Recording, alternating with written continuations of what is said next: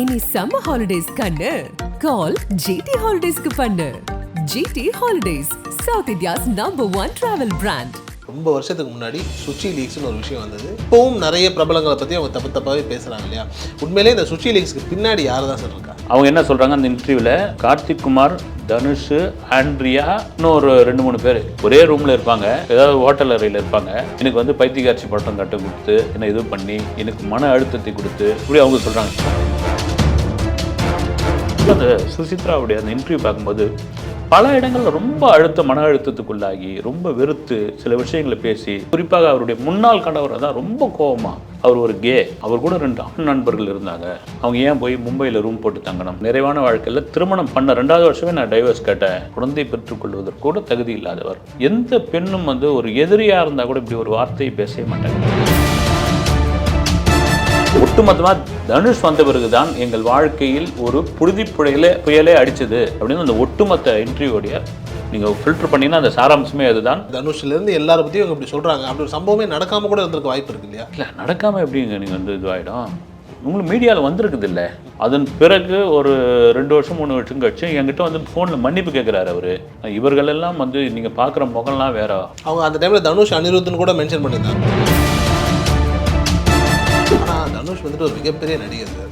நினச்சா உலகத்தில் எங்கே வேணாலும் போகலாம், என்ன வேணாலும் பண்ணலாம். அடுத்தவங்களோட லைஃப்லலாம் ப்ராங்க் பண்ணி அந்த மாதிரி சார் என்னதான் மனித மனம் இருக்குது இல்லைங்க, மோசமான ஒரு விஷயம். செலிபிரிட்டிகள், குறிப்பாக நடிகர்கள், நடிகைகள், இவங்கெல்லாம் பார்த்தீங்கன்னா ஒரு வானவில் மாதிரி தூரம் இருந்தால் மட்டும்தான் நீங்கள் ரசிக்கணும், கிட்ட போயிடக்கூடாது. இப்போ நீங்கள் சொன்னீங்க நடிகர்கள்லாம் வானவில் மாதிரி அப்படின்னு, ஆனால் எல்லாம் வானவில் நண்பர்களாக இருக்கிறாங்கன்ற சுற்றி சொல்ல வருது என்னன்னா, இந்த வானவில் நண்பர்கள் கூட்டம் மோசமான கூட்டம். அப்படி ஒரு விஷயத்தில் தான் அந்த வானவர்கள் நண்பர்கள் கூட்டத்தில் தான் நான் சிக்க பார்த்தேன், அதுலேருந்து நான் தப்பிச்சிட்டேன்னு சொல்கிறாங்க ஒட்டுமொத்தமாக.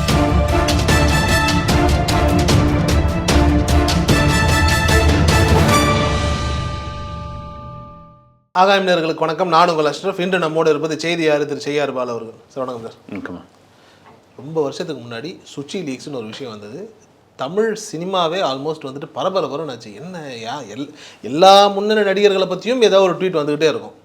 அவங்க இன்றைக்கி வந்துட்டு ஒரு இடத்துல வந்து பேசியிருக்காங்க. பேசும்போது வந்துட்டு இப்போவும் நிறைய பிரபலங்களை பற்றி அவங்க தப்பாகவே பேசுகிறாங்க இல்லையா? உண்மையிலே இந்த சுச்சி லீக்ஸ்க்கு பின்னாடி யார் தான் சார் இருக்கா? இல்லை, இந்த சுச்சி லீக்ஸ் வந்த பொழுது 2017 நினைக்கிறேன், கிட்டத்தட்ட பயங்கர பரபரப்பாச்சு. ஒவ்வொரு வீடியோ, ஒவ்வொரு ஃபோட்டோ, இதெல்லாம் உண்மை கிடையாது, இதில் மாஃபிங், அது இது எதோ பேச ஆரம்பித்தாங்க. உண்மையிலே மீடியாவுக்கு பெரும் தீனியாக மாறியது அந்த சமயத்தில். திடீர்னு இந்த பாடகி சுசித்ராவுடைய அக்கௌண்ட்லேருந்து வந்தது தான். திடீர்னு அவருடைய முன்னாள் கணவர் கார்த்திக் குமார் டக்குன்னு என்ன பண்ணார், அந்த சமயத்தில் இது மாதிரி வந்து யாரோ ஹேக் பண்ணிட்டாங்க சுச்சியோடைய அக்கௌண்ட்டை. அப்புறம் திடீர்னு பார்த்தா அவங்களுக்கு வந்து மனநிலை சரியில்லை, அவங்க ட்ரீட்மெண்ட்டுக்கு போகணும், இப்படியா சொல்லி அது ஒரு பெரிய பரபரப்பில் இருந்தது. அப்போது இடையெல்லாம் கூட சுச்சி வந்து சில இன்டர்வியூலாம் கொடுத்துருந்தாங்க, எல்லாம் இதுவாகி போச்சு. அப்புறம் அது ஒரு விதத்தில் அது எந்த பரபரப்பும் கொஞ்சம் நேரம் தானேங்க அந்த இது இருக்கும், அடங்கி போச்சு. இப்போது ஒரு இன்டர்வியூ அப்படி பெரிய சலசலப்பை உண்டாக்க ஆரம்பிச்சிருச்சு வந்து. அதில் ஓப்பனிங்லேயே அவங்க என்ன சொல்கிறாங்க, என்னுடைய முன்னாள் கணவர் இந்த கார்த்திக் குமார் திடீர்னு ஒரு நாள் ஃபோன் பண்ணி என்னுடைய ட்விட்டர் அக்கௌண்ட்டுடைய பாஸ்வேர்டை கேட்டு வாங்கிட்டு அதில் உள்ளே போயிட்டு அவங்க என்ன சொல்கிறாங்க அந்த இன்டர்வியூவில், கார்த்திக் குமார், தனுஷ், ஆண்ட்ரியா, இன்னும் ஒரு 2-3 பேர், இவங்க என்னென்னா அவங்களுக்குள்ளே ப்ராங்க் பண்ணிப்பாங்களாம்.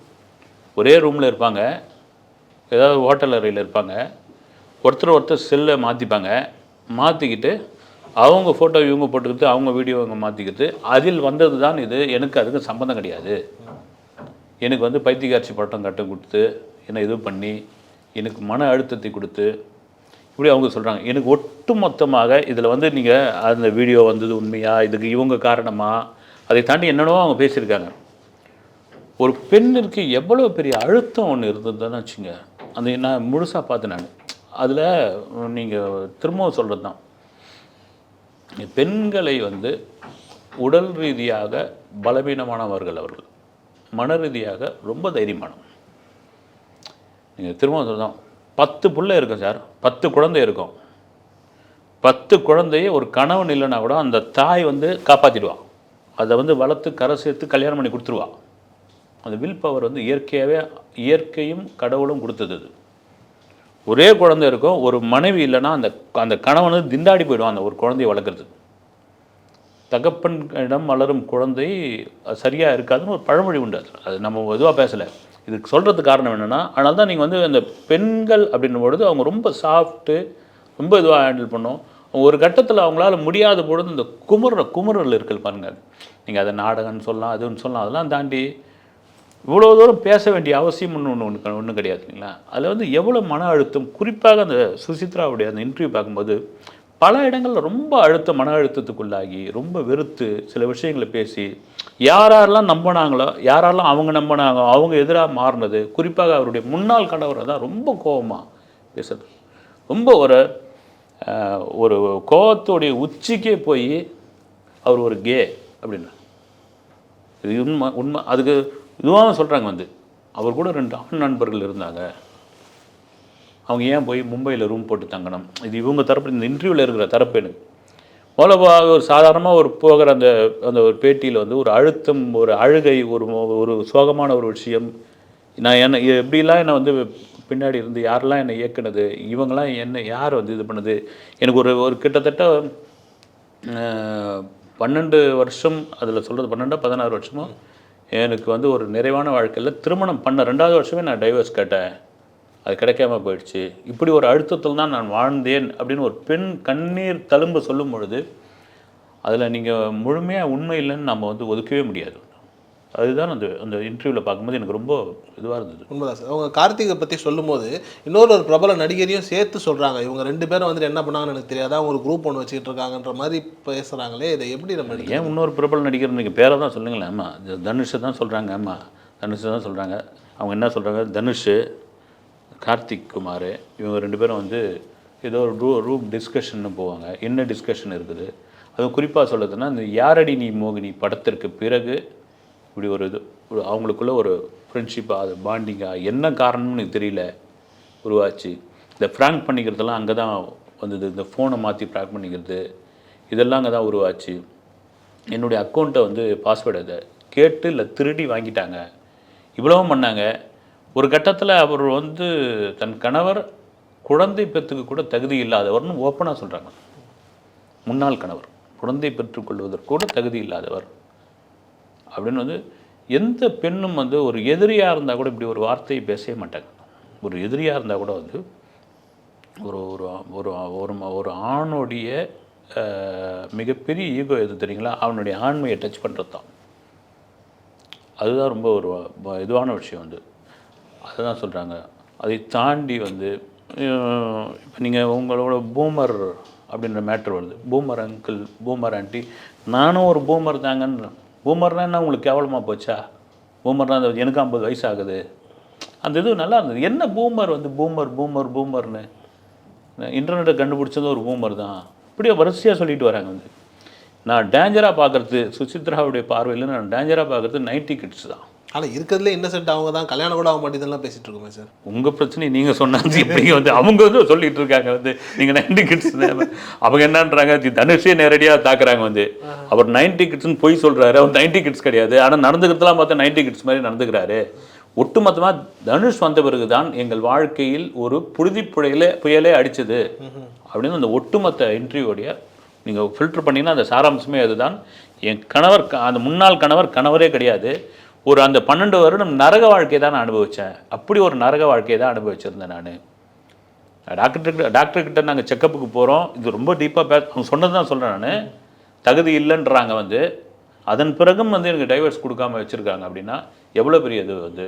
இந்த இடத்துல என்னென்னா, நீங்கள் இதெல்லாம் தாண்டி ஒரு சுசித்ரா, அப்புறம் சுசி லீக்ஸு, அப்புறம் அவங்க ஒரு பாடகி, அப்புறமா வந்து ரேடியோ ஜாக்கி, இதெல்லாம் ஒதுக்கிட்டு ஒரு சாதாரண பெண்மணி அந்த இன்டர்வியூ கொடுத்துருந்தா எப்படி இருக்கும்னு நீங்கள் அதெல்லாம் ஓரம் கட்டிட்டு ஒரு பெண்மணி வந்து ஒரு அந்த ஒரு ஐப்ரோ கூட எதுவும் போடலை, அவங்க பாட்டு வந்து உட்காந்துக்கிட்டு பேசுகிறாங்க, இது பண்ணுறாங்க, மனசில் பட்ட வார்த்தைகளை வந்து பட்டுன்னு வெடிக்கிறாங்க. தன் முன்னாடி ஒரு கேமரா இருக்குது, தன் முன்னாடி ஒரு ஆங்கர் இருக்கார். இதை பற்றிலாம் கவலையே படல வந்து. ஒரு கேட்க சொல்லிக்கிட்டே இருக்காங்கன்னா எனக்கு அதுதான் தோணுது வந்து. ஒரு ஒரு பெண்ணாக தான் பார்க்க முடியுது. அவ்வளோ வலி இருக்கிற ஒரு விஷயம். அவங்க அதில் விஷயத்தில் இன்னொன்று ரொம்ப இதுவாக சொன்னது எனக்கு என்னென்னா, ஒரு கட்டத்தில் எனக்கு வந்து மனநிலை சரியில்லைன்றாங்க. முன்னாள் கணவரே சொல்கிறாரு, சரி நான் ட்ரீட்மெண்ட்டுக்கு தான் போகிறேன்னு வச்சுக்கலாம். எனக்கு சுற்றி யாருமே கிடையாது. எங்கள் அப்பா கிடையாது, எங்கள் அம்மா கிடையாது. என்னுடைய ஒரே ஒரு சகோதரி இருக்காங்க. அவங்கக்கிட்ட தான் நான் இருந்தேன். ஒரு கட்டத்தில் யாருமே இல்லாத சூழ்நிலையில் அடையாறில் ஏதோ ஒரு கோவில் அது அது கூட இதுவாக சொல்கிறாங்க. ஒரு என்னென்னா லோயர் மிடில் வந்து இதுவாக சொல்லலை, அதோட அப்பர் மிடில் லோயர் மிடில்னு சொல்ல, ஒரு சாதாரண ஒரு ஏதோ ஒரு பகுதி அதுதான் அப்படி சொல்கிறாங்க. அந்த கோயிலில் போயிட்டு நானாக போய் உட்காருவேன், கண்ணை மூடுவேன், அழ ஆரம்பிப்பேன், தியானம் பண்ணுவேன்.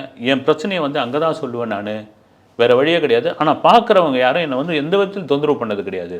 அவங்க என்ன சொல்ல வராங்கன்னா, இவங்க ஒரு தெரிஞ்ச ஒரு செலிபிரிட்டி தான், மீடியாவில் வந்தவங்க, பல ஃபோட்டோக்கள் இன்டர்வியூ எல்லாத்துலேயும் வந்துருக்குது. இங்கே ஒரு ஏரியாவுக்குள்ளே போனீங்கன்னு வச்சுங்க, சுற்றி வந்து சார் ஃபோட்டோ எடுக்கிறோம் இது பண்ணுறோம் அப்படி நான் வந்து கோயிலில் வரையும் யாருமே என்னை டிஸ்டர்ப் பண்ணல. ஏன்னா அந்த மக்களும் ஒரு அழுத்தத்தோடு தான் வந்து அங்கே இருக்கிற பெண்மணிகளும் அந்த சாமி முன்னாடி வந்து வேண்டுதலையும் தன்னுடைய கண்ணீரையும் சொன்னாங்க. எனக்கு அதுதான் ஒரே ஒரு வடிகால். நான் அதுதான் அதுலேருந்து என்னால் மீள முடியல. எனக்கு அங்கே தான் ஒரு ஆறுதல். அந்த ஆறுதல் மட்டும்தான் எனக்கு காரணம்.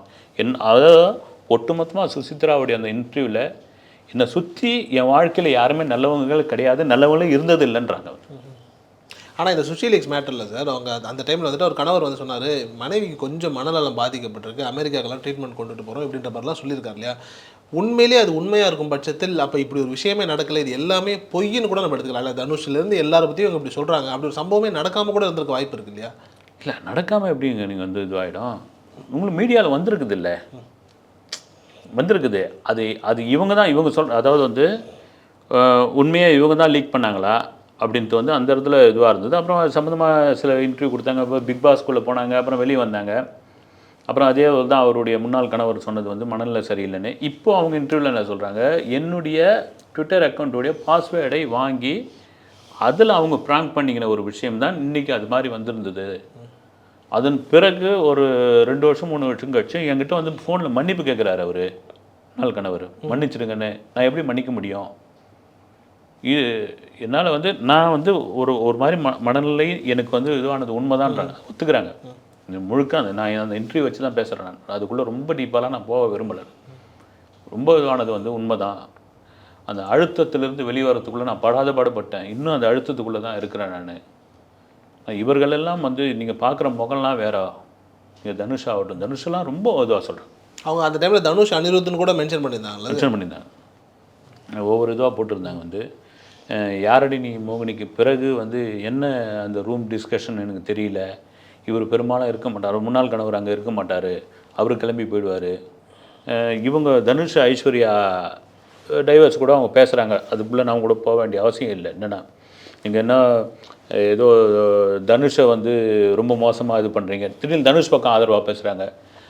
ஐஸ்வர்யா வந்து ரொம்ப இதுவாக பண்ணுறீங்க, பிள்ளைகள் வளர்க்குறதுலாம் வந்து தனுஷ்க்கு ரொம்ப ஆதரவாக பேசுகிறாங்க.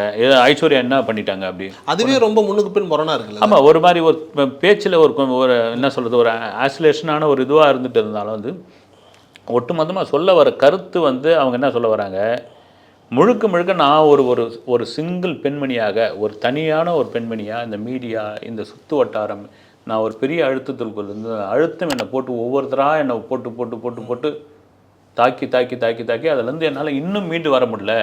இதற்கெல்லாம் இவங்க தான் காரணம். சிலிக்ஸ்னு நான் வந்து வெளியிட்டேன்னு இன்றைக்கி வரைக்கும் என்னை போட்டு அடிச்சுக்கிட்டு இருக்கீங்க, இதுக்கு பின்னாடி இவ்வளோ பெரிய வழி இருந்திருக்குதுன்னு அவங்க சொல்கிறதுல என்ன தவறு இருக்குதுன்றனால தான். ஆனால் தனுஷ் வந்துட்டு ஒரு மிகப்பெரிய நடிகர் சார். அவருக்கு இந்த மாதிரியெல்லாம் ப்ராங்க் பண்ணி விளையாடணுங்கிற அவசியம் ஏதாவது இருக்கான்னு அவர் நினச்சா உலகத்தில் எங்கே வேணாலும் போகலாம், என்ன வேணாலும் பண்ணலாம். அடுத்தவங்களோட லைஃப்லலாம் ப்ராங்க் பண்ணி அந்த மாதிரி எடுத்துக்க முடியுமா சார்? என்னதான் மனித மனம் இருக்குது இல்லைங்களா, மோசமான ஒரு விஷயங்க அது. நீங்கள் நான் இவருக்காக சொல்ல ஒரு செய்தி படித்தேன் நான். உலகில் மிகப்பெரிய ஒரு கோடீஸ்வரன் அவனுக்கு, எந்த நாடுன்னு யூரோப்பில். அவனுக்கு ஒரு புத்தி ஒன்று இருந்தால் தெரியுங்களா, ஏதாவது ஒரு மால்லையோ சூப்பர் மார்க்கெட்லேயோ போனால் திருடுவான். திருடி மாட்டிக்கிட்டு நீங்கள் அந்த பார் கோட்லாம் இருக்குல்ல, அதுக்கான இதுவும் கட்டிட்டு வந்துடும். அப்போ பாருங்கள் வந்து எப்படியாப்பட்ட ஒரு இது இருக்குது. மனித மனத்தை நீங்கள் வெளியே இருந்து பார்க்குறது வேறு சார். நீங்கள் செலிப்ரிட்டிகள், குறிப்பாக நடிகர்கள், நடிகைகள், இவங்கெல்லாம் பார்த்திங்கன்னா ஒரு வானவில் மாதிரி தூரம் இருந்தால் மட்டும்தான் நீங்கள் ரசிக்கணும், கிட்ட போயிடக்கூடாது. ஏன் இருக்கக்கூடாது? தனுஷே சொல்லியிருக்காரு, நான் வந்து ஒரு அப்பர் மிடில் கூட இல்லை, ஒரு மிடில் கிளாஸ்லேருந்து வந்தவன் தான் நான் அப்படி. அவரே ஒரு இன்டர்வியூவில் சொல்லியிருக்காரு, பக்கத்து வீட்டு பையன் கார் வச்சுன்னு விளையாடிட்டு இருந்தான், ரிமோட் காரு, குடுறா என்ன கொடுக்க மாட்டேன் போடா அப்படின்னு. அது என் மனசில் ரொம்ப ஆழமாக பதிஞ்சுது. ஒரு அம்பாசிடர் காராவது வாங்கணும்னு ஆசைப்பட்டேன். ஆனால் இன்னைக்கு கோடிகளில் சம்பாதிக்கிறேன். அந்த என்ன கார் அது, இந்த தகுதியை பார்த்து கொடுப்பாங்களே, ரோல்ஸ் ராய்ஸை வாங்கி சும்மா வந்து கோணி போட்டு மூடி வச்சுக்கிறேன்ற. அன்னைக்கு பட்ட வழி இதோட காரணம். இது ஒரு மிடில் கிளாஸோட மனம். இப்போ ஏன் இதை வந்து ப்ராங்க் பண்ணக்கூடாது, வந்து ஏன் இருக்கக்கூடாது? இப்போ சுசி சொல்கிறது உண்மையாக ஏன் இருக்கக்கூடாது? இருக்கலாம் இல்லைங்களா? இருக்கலாம். இல்லை இப்போ நீங்கள் சொன்னீங்க நடிகர்கள்லாம் வானவில் மாதிரி அப்படின்னு. ஆனால் எல்லாம் வானவில் நண்பர்களாக இருக்கிறாங்கன்றது தான் இங்கே வந்துட்டு ஒரு பேச்சாகவே இருக்கு அவங்க சொல்கிறதில்ல. வானவில் நண்பர்களாக இருந்தால் கூட சரி, வந்து அந்த அதாவது வானவில்லாக இருக்கிறதே நம்ம வந்து இது பண்ண முடியாது. வானவில் நண்பர்களை கூட்டமாக இருக்கும்போது அது அந்த பக்கம் நெருங்கக்கூடாது. அப்படி ஒரு விஷயத்தில் தான் அந்த வானவர்கள் நண்பர்கள் கூட்டத்தில் தான் நான் சிக்க பார்த்தேன். அதுலேருந்து நான் தப்பிச்சிட்டேன்னு சொல்கிறாங்க ஒட்டு மொத்தமாக. சுற்றி சொல்கிற வருது என்னன்னா, இந்த வானவில் நண்பர்கள் கூட்டம் மோசமான கூட்டம். இவங்க பண்ண வேலை தான் என் மேலே வந்துடுச்சு அவங்க சொல்கிற கருத்து. அது சம்மந்தமானவர்கள் யாராவது விளக்கம் சொன்னால்தான் இதுக்கு ஒரு சரியான விதமாக இருக்கும். இப்போ நம்ம சுற்றி பேசுறதை வச்சு தான் நம்ம சொல்லிக்கிட்டு இருக்கோம். நீங்கள் சொன்ன மாதிரி ஒவ்வொரு பேராக சொல்கிறாங்க. இவங்க எல்லாம் வந்து ஒரு குரூப் டிஸ்கஷன். ஆமாம், அது ஒரு குரூப்பாக சொல்கிறாங்க சார். அதாவது தனுஷ்க்கு ஒரு குரூப் இருக்குது, சிம்புக்கு ஒரு குரூப், எல்லாரும் குரூப்பாக இயங்குற மாதிரிலாம் குரூப்பாக இயங்குவாங்க, குரூப்பாக இது பண்ணுவாங்க. நான் பேரை சொல்ல விரும்பலை. ஒரு சம்பவம் வந்து நான் இது பண்ணது வந்து அப்போது ரொம்ப இது ஒரு 10 வருஷத்துக்கு முன்னாடி ஒரு ரூமில் புகை பயங்கரமாக அடித்து புகையை அடிச்சுட்டு அந்த ரூமை லாக் பண்ணிவிடுவாங்க. லாக் பண்ணிவிட்டு ஒரு 5-6 பேர் அந்த ரூமில் போய் மறுபடியும் தப்பால் போடுவாங்க. அது என்ன புகைன்னு உங்களுக்கு தெரியும், நான் சொல்ல விரும்புகிறேன். அதில் ஒரு இன்பமாக அது எவ்வளோ பெரிய மோசமான கேள்விப்படுற விஷயந்தான் அது.